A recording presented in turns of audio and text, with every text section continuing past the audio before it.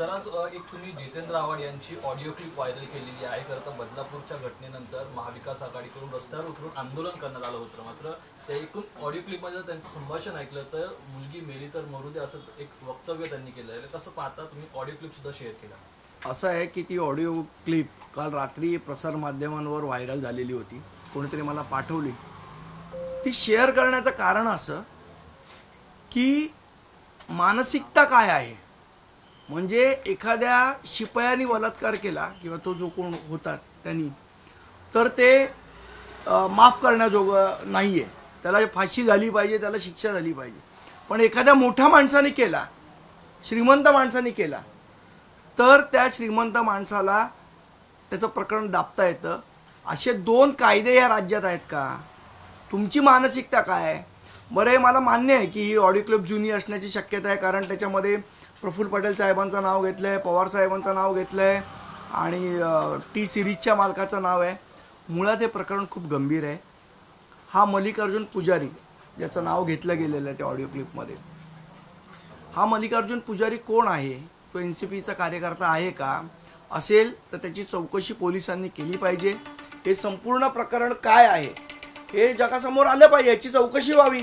बरं, असंही माझं म्हणणं नाही की ती ऑडिओ क्लिप खरीच आहे किंवा खोटी आहे किंवा काय, याची पूर्णपणे पडताळणी ही पोलिसांनी केली पाहिजे।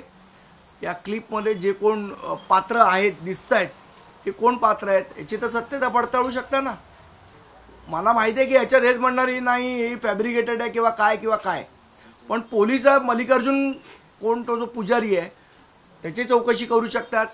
काय नेमकं प्रकरण होतं, कोण ती मुलगी होती, तिच्यावर काय अत्याचार झाले होते, कोणी केले होते, ते प्रकरण दाबण्याचा प्रयत्न कोणी केला होता, या सगळ्याचा शोध पोलिसांनी घेतला पाहिजे। 2 वर्षापूर्वीचं प्रकरण आहे म्हणून ते दाबता येणार नाही। अन्याय हा अन्याय आहे, तो आधी झाला काय किंवा नंतर झाला काय। आणि तुम्ही शपथ घेतलायत ना की अत्याचाराच्या विरोधात लढा देणार म्हणून। आत्ता परवा पवार साहेबांनी स्वतः शपथ घेतली आणि सगळ्यांना शपथ दिली, मग त्या शपथेचं काय? जर तुम्हाला दिसतंय एखाद्या ऑडिओ क्लिपमध्ये की अत्याचार झालेला आहे तर त्याची चौकशी करा।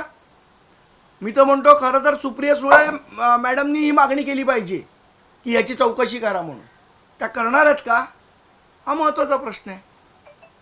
कालच आपण बघितलं तर परवा महाविकास आघाडीचे सगळे नेते हे रस्त्यावर उतरले होते। त्या सगळ्या नेत्यांना माझा प्रश्न आहे की या ऑडिओ क्लिपची चौकशी होणार आहे का, त्याची मागणी महाविकास आघाडी करणार आहे का?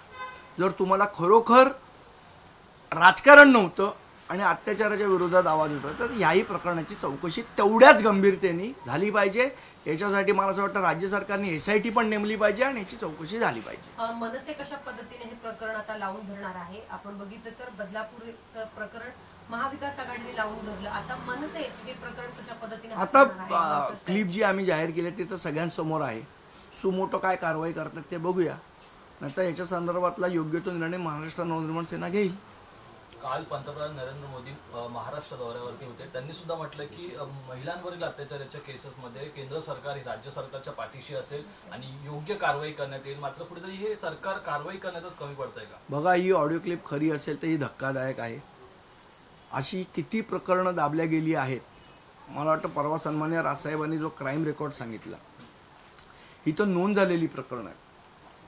तेव्हाच ते म्हणाले की ही रजिस्टर FIR झालेली प्रकरण आहे। अशी किती प्रकरण आहेत ज्यांची FIR रजिस्टर झाले नाही? ज्यांची FIR रजिस्टर झाले नाही त्या प्रकरणातलं हे प्रकरण आहे का, याची चौकशी झाली पाहिजे।